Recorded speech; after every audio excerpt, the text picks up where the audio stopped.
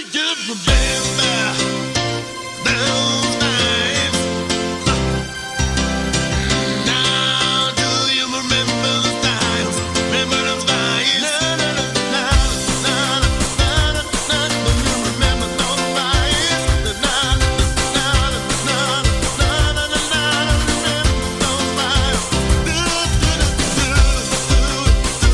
Do you remember those nights? Na, oh, yeah. Right, one thing I want to talk about is compatriots, DJs, other DJs. Yes. So all of them, I say just about all of them, and MCs have become really good friends over the years.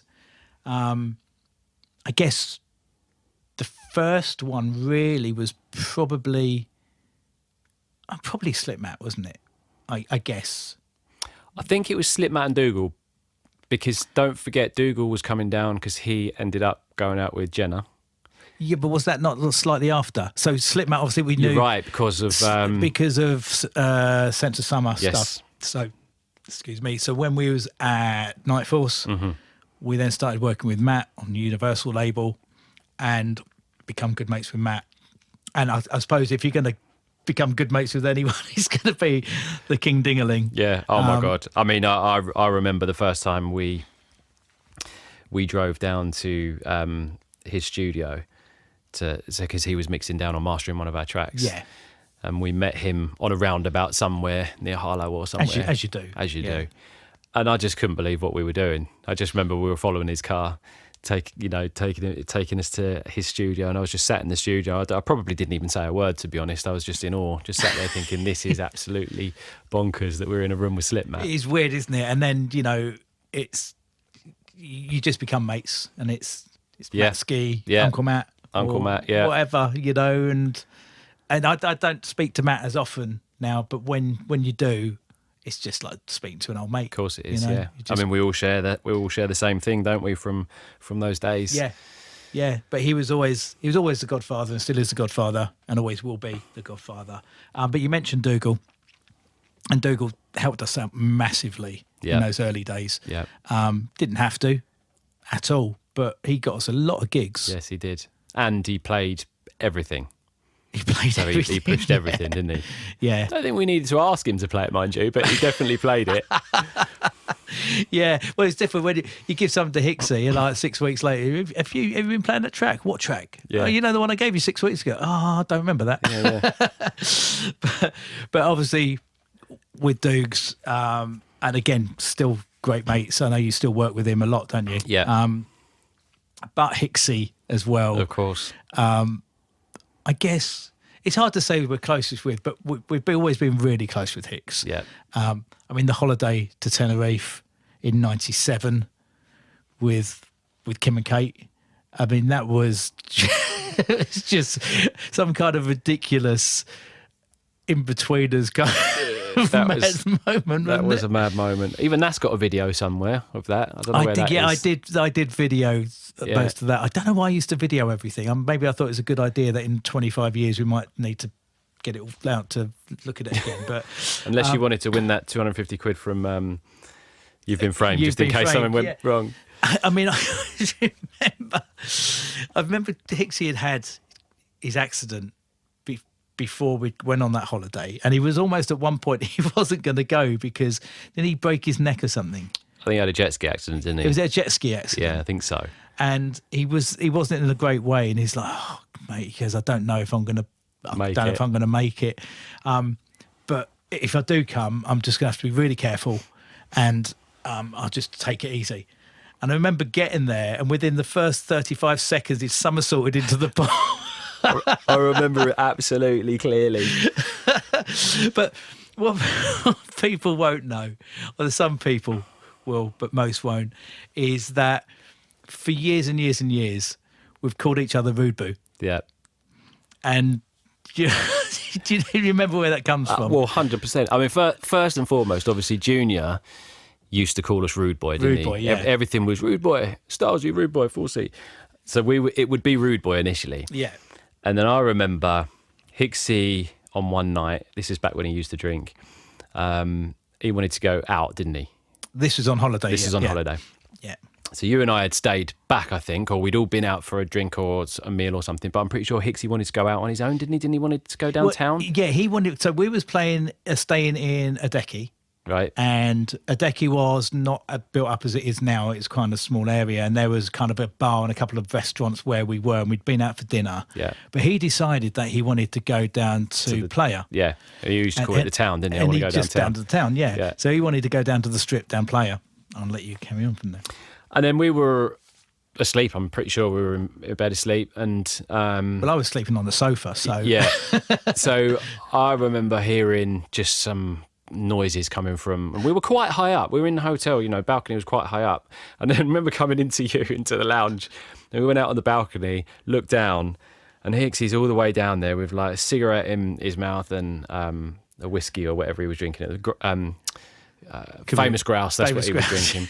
Spilling it all over the place, and he's going, "Rude boo, rude boo." He was that smashed, and then it came from there. So from that day onwards is when it changed from rude boy to rude boo. Rude boo, and because he was actually, if you remember, there was like a bowls green, right below the window below the balcony, and he was stood in the middle of the bowls green, "Oh, boo!" Yeah.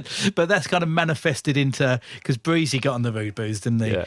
And then it just kind of ended up being your boob. Yeah, just a friendly term. It's a friendly term between mates. But we've always had some great laughs, and we mentioned obviously the Vegas trip with Hicks. Actually, I did a Japan trip with Hicks. It's just amazing memories that they're all locked away up there, but hopefully, fingers crossed, unlike yourself, I won't forget them. So one of the things that we did do on a regular basis, which again we touched on, was in those early days going to JTS to cut dub plates in, God, where was JTS? That was London. London. It was in London. It was inside the M25. It was inside the M25, yeah. Oh, it's in Hackney, wasn't it? It's in Hackney, yeah. There you go. It's Hackney area. Give me a little while, and I'll always recall it. So it's in Hackney, and basically on a Thursday, it'd be arranged, not necessarily every week, but every couple of weeks, wasn't it? And we'd go down and see Fresh Plate. Yeah. So Fresh Plate, the sound engineer was Freddie Fresh Plate, as he called himself. I think. Yeah. Freddie used to love on a Thursday afternoon a nice pack of Stellas to drink whilst he was cutting the plates.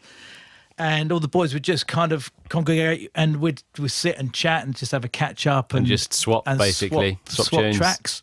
Because I think the reason we had to make it every 2 weeks is we couldn't make more tunes in 2 weeks, so we had to wait till longer than that. But it would be, I mean, what a way of getting all of the freshest music from the biggest producers at the time. By rocking up down there with some of your own tunes, and then getting Slipmat's first SMDs or something, whatever we were getting at the time, on a dub plate, and then Dougal coming in with Feel Real Free on a dub, and you'd get out of there on a Thursday night and you'd have the hottest tracks. One of the funniest things is, as well, you could gauge if someone liked a tune, because there may be, I don't know, 7 or 8 of you sort of sat in the room, and then Fred would put the DAT in and play the DAT, and then he'll go, right, who's having it? And then whoever wants it puts their hand up. Yeah. But those dub plates in those days weren't cheap. They weren't cheap. It's 30 quid for a 10. For a 10, yeah. And 50 quid for a 12-inch. Yeah. So if someone went, I'll have it on a 12, you knew it was good. Yeah. Because they were spending that 50 notes on your tune. But generally it was 10 inches, wasn't it, in the yellow sleeve? Junior. It was generally a 10-inch. I think there was one or two people that always get 12-inch ones. Yeah, funnily enough, I've still got them now. I've got Hopscotch Steam Train, which is obviously Dougal. I've got that on a 12. Have It All, Triple J, that's on a 12. But the majority of them do you know what I got sent yesterday on socials, or someone posted it up on socials, was someone was selling Sunshine dub plate. Right, our one. Right. Was selling the Sunshine dub plate for 250 quid. No way. Yeah. And I'm sure... I'll have to have a look in a minute. I'm sure it's your handwriting on it. I'd buy it back myself. I don't know. I'll have to double check. But I was thinking, who's got that? Yeah. How did that get out? How did that get out? Because I don't remember. I mean, we would have both had one because I'm pretty sure, didn't we have?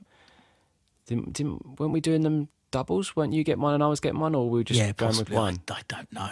I can't remember. Yeah. I mean, it was. I'm pretty sure we did double up because there was a few occasions where you would go off and do gigs and I would do gigs, so we'd need both.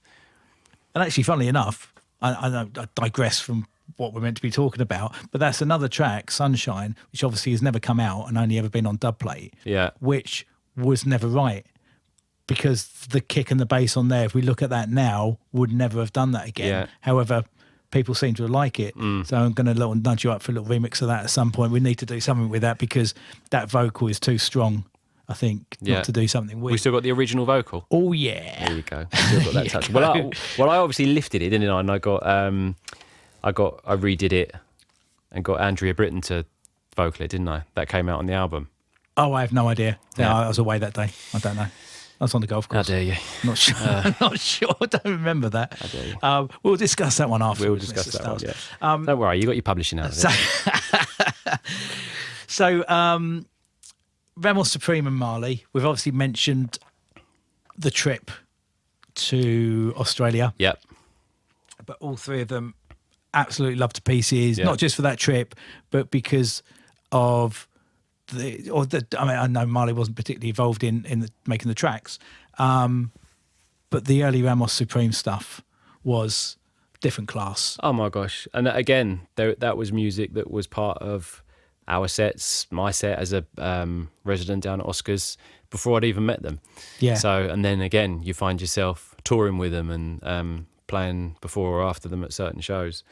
They're the real special moments for me, is when out of all of my peers, our peers, is playing all of their music, their early stuff, before we got to be with them, alongside them. That's the most special thing for me. I think, I mean, the journey and Gotta Believe, I still think are two of the greatest hardcore tracks. 100%. So we have to give a shout out to Sunset Regime. Of course, Mr. Regime has got to get a mention. But I recall as well, whenever, and I'm sure this came about when we was doing Cutting Deep, we're like, oh, what kind of direction?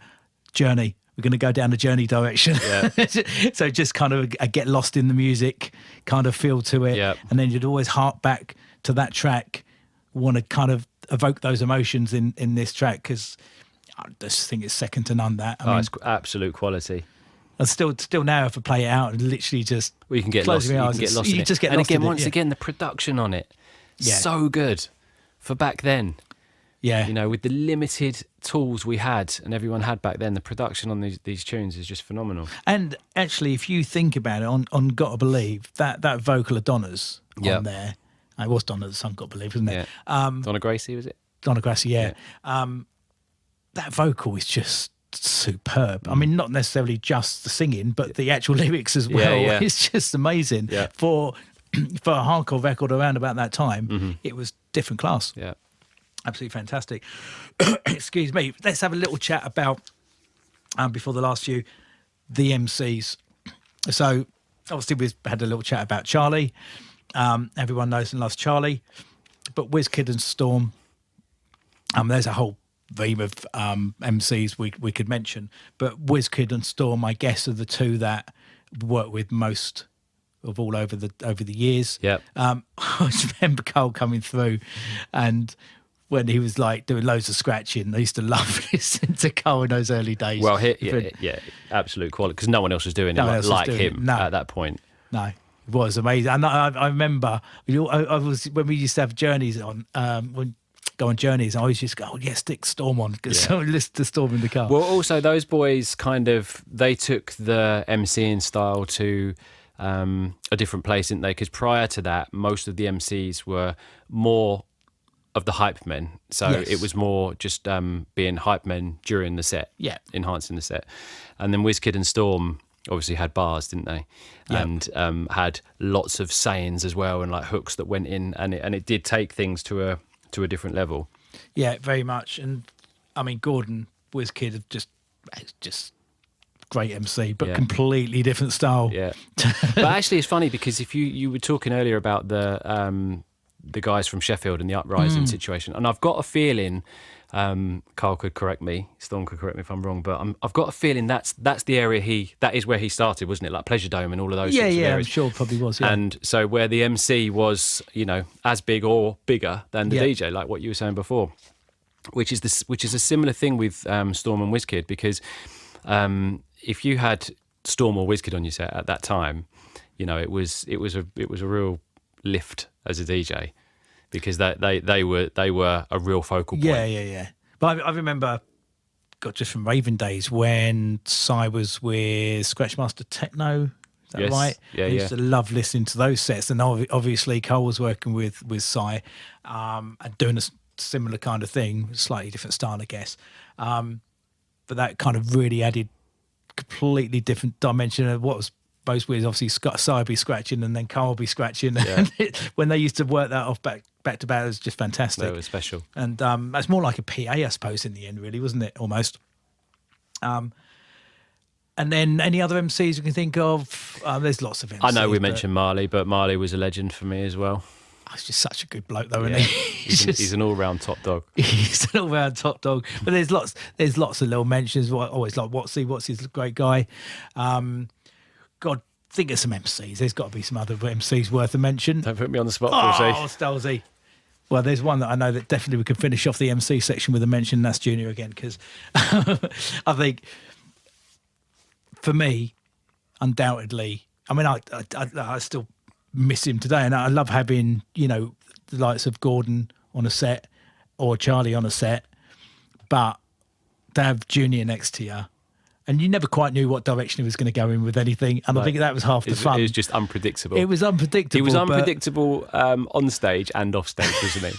But that was him. That was part of his charm. But the perfect to kind of round that bit up about the MCs. The perfect thing is, and we was talking about the Yorkshire MCs and it being about the Yorkshire MCs, is 26 years later, no one's talking about that nightlife set because of the tracks we played.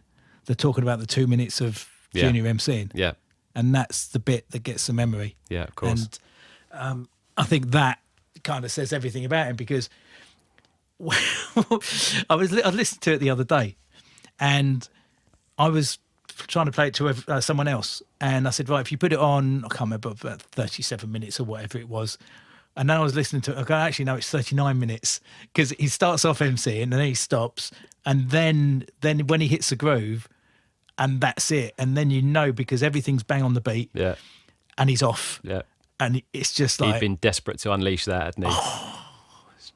But Genius. That was another thing with Jay, is that when he was on set, he wouldn't just do his lyrics that he knew and would do at each gig.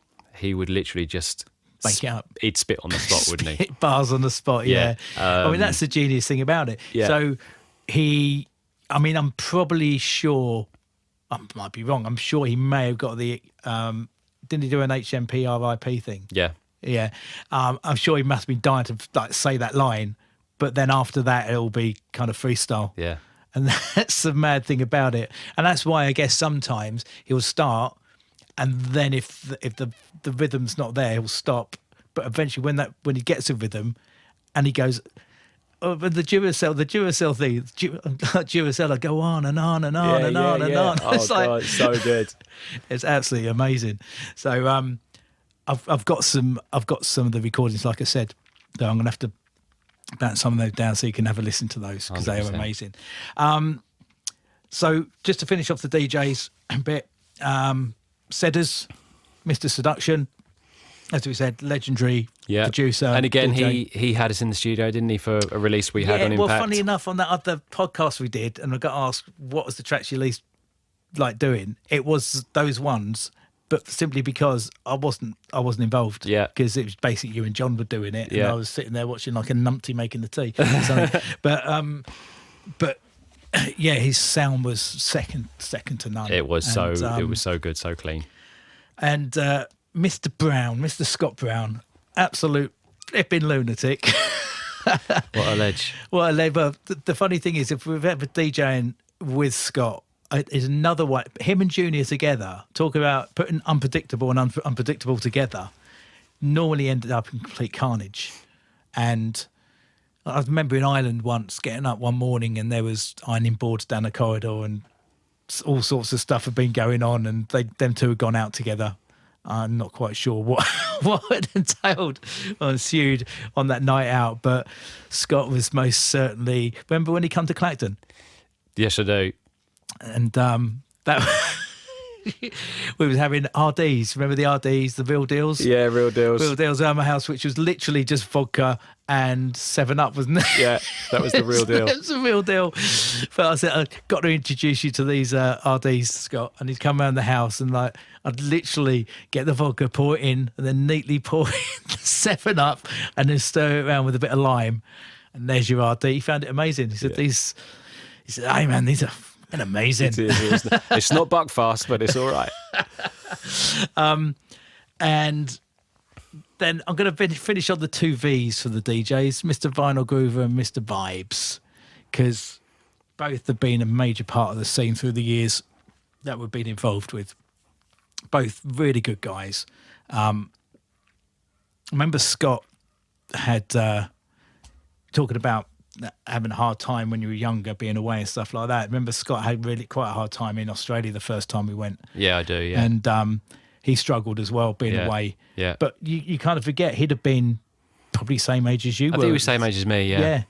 Yeah. Just probably still in his teens, Yeah. or just out of his teens. Yeah. And like I said before, it kind of it came very quickly. You know, it went from nothing to suddenly you go into Australia for 3 weeks and things that you'd never done before. With a lot of guys who were older as well, because I know it was only like a 5-year gap, but at that point it was quite a difference with Jeff, Supreme and people like that. So there was, and I do remember Vinyl Groover being much like me, a bit of a homeboy. Yeah. But I mean, I don't often get to speak to Scott now. Sometimes see him out, but he's just still the same down to earth. I mean, he's one of those guys. Nothing's ever gone to his head at all, does it? No. Do you know what would be awesome? It'd be like like a school reunion, like having a reunion with everyone, just like not to DJ or anything. Literally, just to have just to reminisce, just have a get together. I am going to take that on board and take that sort on board. that out. I'm going to have that would be pretty. I awesome. mean, I'm going to speak to your agent and see when we can get you, because to Lee. He'll probably want to come along anyway. Yeah, so he'll make it happen, because Lee knows everyone as well as we do anyway. But definitely going to make that happen. That would be really cool. Really cool. And of course, Shane Vibesy. Who can forget? Who can forget Uncle Vibes? Yeah. I mean, my best memory of Vibes, alongside his music, obviously, again, one of those tracks that I used to play as a resident and we used to play was Music So Wonderful, which I didn't know him at that point, but what an absolute tune, and it still is to this day, Vibes and Wish Doctor. But my overwhelming memory of Vibes was that Ibiza trip you were talking about, where we all went to Ibiza. And I remember we'd gone out for something to eat, and then it was time to go up to the rooms and get changed and then come back down, and we were all going out to one of the clubs. And we came down and Vibes had a pair of jeans on and then nothing else on but a leather waistcoat. But at that point he had his long blonde curly hair, a gold chain on, and also it was at that point where we were all wearing, God knows why we were doing it, but we all had those big chunky gold bracelets. And a gold bracelet, a Calibra, and a sovereign, I think. It was the DJ thing, wasn't it? And it was like, the bigger the gold bracelet, the better you were doing. And did Shane have the biggest gold bracelet? It was Shane and Slippers, I think. Slipmat had the biggest ones. Yeah. But yeah, that was a memory, coming downstairs, seeing Shane, thinking, look at him. I mean, Shane will always say that the bigger the bracelet, the bigger the heart. Yeah. Obviously. So that was a moment. But always was and remains a bit of a ledge, because I mean he's just loved by everyone, isn't he? Mm-hmm. The funny, I mean, I don't know how he does it. I remember we was doing a back-to-back in Doncaster a few years back, and he said to me, he said, how are you getting to Doncaster? I said, well, I'm driving. He goes, oh, do us a favour. Pick me up. You pick me up. Well, I said, what, in Plaistow? He went, no, I'll get to, I can't remember where I had to go to in the end. I think it's just the bottom of the A12, that just before you get on the M25. He goes, I'll get to the services, right? I said, okay, yeah, do that. So I drove down there, picked him up, had a nice little chin wag and got up to Doncaster and on the way back. And all I'm thinking in my head is we're going to be getting back to sort of Plaistow Way around about 5, 6 o'clock in the morning. And where's he going to want to be dropped off? And he said, just drop me off at the bottom of the M11. It's now 5 o'clock, right? Driving down the M11. And he goes, oh no, I can't get hold of who I want to get. Can you go in like another few miles down the road? In the end, I pretty much end up in Plaistow.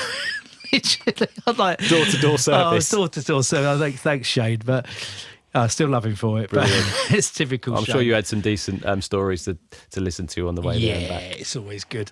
But I just can't believe how he gets around on bus most of the time now. He just gets coaches everywhere, which is kind of a nice way to go. I suppose you don't have to worry about the driving. No. Just jump on the bus. Costs about £1.99 to get anywhere in the country you want. That's legendary. And what is it? He's only got a few years, then he can use his bus pass. I don't think he's got that long, to be honest with you. You put all together on a... Maybe we could do that when we all get together. We'll all have our bus pass at that point and go on a little trip around London on the big, that big red Yeah, I've bus. got a few years yet, so don't drag me up there I don't quite know. I yet. can see a couple of greys there, rude boy. There are a couple of grades, yeah, but we don't talk about them. So let's have a quick discussion about the album because... And I keep calling it an album. It's not really an album, is it? It's a collection of It's a collection of... the biggest tunes. I'm glad you said that because I've already said the stuff we don't like isn't on there. Exactly. So it's a collection of the biggest tunes. It's going to be available in 2 box sets, okay, because we thought not everyone's going to want vinyl, but the people that want vinyl, we'll give them a proper piece of vinyl. So the vinyl box set is a 12-inch box set. It's going to have 6 pieces of vinyl in there with a total of 12 tracks on vinyl, including Sunshine. And if you go to forceandstyles.com, which will be live in the next day or so, or by the time you hear this may already be live, it'll have full details of all the tracks that are going to be on the vinyl. And then there's going to be a USB with that, which will have every other track that we've deemed okay to go on the box set, which totals at the moment around about 52, I think, 52 or 53. And if you put that into perspective, if we did take 2 to 4 weeks to make a tune, that's quite a lot of hours gone into them tunes. I will add, not every one of them is... I mean, there's obviously mixes of our stuff, but there wasn't that many. I think there's about 7 different mixes done. Mixes that we've done of other people's stuff. Just about got the licenses sorted out for everything, including now, I might as well discuss this now, even with Excel for On a Vagotip. Nice. So that's all sorted. So On a Vagotip's going to be on there. I'm just trying to get everything as much as possible on there as we can. There is various mixes of different tracks. So, for instance, original vinyl mixes of, say, Heart of Gold and Pretty Green Eyes, Field of Dreams, etc., had edited versions, which you probably hear us play out, or me play out now, which are slightly cut down, which were because they were from an American release of an album. And so literally got everything and put them all on there. Different edits. Different edits. Paradise and Dreams had 3 or 4 different mixes, etc., etc. But we tried to get everything on there. But one other lovely little piece of work, shall we call it, that's going in there is a 36-page book, hardback book, and in the 12-inch box set, it's a 12-inch book, which will cover a lot of the stories about how the tracks come about. Lots of lovely artwork by Mr. Stevie B, who's been designing for us since Day Dot. Yeah, did all the design, all the UK dance designs. Just about all the UK dance designs. Yeah. And Oscars, flyers and everything else. And if we're going to go old school, we might as well get the big guns out and get Stevie on the design. Absolutely. So the design's looking amazing. And there's lots of stories on there. Now, what we've done is there is the 7-inch box set as well. So for those that don't want or need the vinyl, you don't have to have the vinyl. There's going to be the 7-inch box set, which will look exactly the same, apart from being 5 inches smaller. So in there, we've done something slightly different with the USB, haven't we? So so basically the USB in the 7-inch box set, because that box set is based around the USB, we've got a die cut, which basically is cut out of rubber, nicely designed by Steve, an F&S USB. Looks pretty awesome. Which does look awesome. And that's kind of encased in foam, and that's got a 7-inch booklet in there as well. And the quality of these is just absolutely ridiculous. And so hopefully you'll think it's worth every penny. Are you buying one, Dale? I will buy one. Yeah, you have to have a free one. I think I should. Maybe. I should add to the cause. Oh, there you go. Funnily enough, I've had lots of people that have kind of asked me about it, and I said, "Yeah, we'll keep you one back." I said, No, we'll pay. I was like, "Oh, lovely." Oh, that's awesome. That's nice. So they're obviously doing all right in life. Yeah, because you haven't said the price yet. No, I haven't said the price, because the reason I haven't said the price is because it's not 100% set in stone. Simply because we don't actually know the actual cost of making it yet, which we know is a lot of money because everything is premium. And actually, I'm going to add to this, which is quite important about this album. When we first started doing UK Dance and we started making the records and putting the records out ourselves, we used a company called Music Base, again, based in Hackney, I think. Were they based in Hackney? Inside the M25. Inside the M25, that will do. And we used to go down to a guy called Dave, who run Music Base. And Dave's a lovely guy and got on really well. And we used to go down there and have chats, and they make they're kind of a broker, really, weren't they? But in my pursuit of looking for someone to produce this box set, I was just randomly looking around different companies that were making box sets and trying to figure out who was really good at this.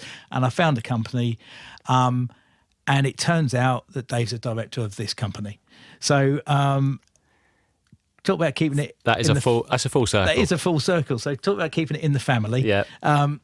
It really is sort of bringing it back home again. So the intention is that the website is going to be live imminently. Now, we are on currently, because I'm going to have to say dates because we don't know when people are going to be listening to this. Is it March the 10th or 11th at the moment? It is. I'm going to tell you what it is. It's the 11th today. It is the 11th. So the intention is that the website's going to be live in the next week or two, just so people can sign up. We can get a nice little mailing list going, and we'll start doing marketing, release this podcast so people can maybe gain some interest, or maybe just not want to have the album at all after listening to this rubbish for like 2 hours. And then we will make the box sets available for pre-sale, because everything's going to have to be pre-sale because it is so damn expensive to make this stuff. So that will be the idea. So in the coming months, everything will be live and available to purchase, which we thought would never bloody happen. But it is. It's finally getting there. It is finally happening. It's just slightly ironic that it's after 30 years, because when we first started thinking about this, it was going to be 25 years, wasn't it? And each year's kind of slipped away. She's kind of slipped away. Yeah, that sounds like a song title there. But finally, it's going to be on the 30th year, which is kind of poetic, That's really. pretty cool, isn't it? So fingers crossed it will be what everyone is hoping for. The response has been really good so far, and hopefully no one will be disappointed and returning any. I mean, the artwork looks fabulous. I mean, it's a cool collector's item, isn't it, of nostalgia, basically. I think so. Are you just giving a good reason for it being a high price? Just trying to add to it. Ah, excellent. Yeah, I think so. It's going to be... I think people are looking at it as a collector's item. I mean, none of the stuff's been out on digital. No. It's not available apart from a couple of bits. Nothing's available on Spotify. So I just think this is a nice way to reintroduce it into the world in a more modern format. Absolutely. So, well, Dale, been lovely catching up and chatting. It's been a great reminisce. It's been a great reminisce. Same time, same place next week? Or are you a bit busy? I think we can fit it in. Ah, excellent. I'm down with that. I'll put it in the diary now. Cheers, Rubu. See you soon. See you later. Do you remember?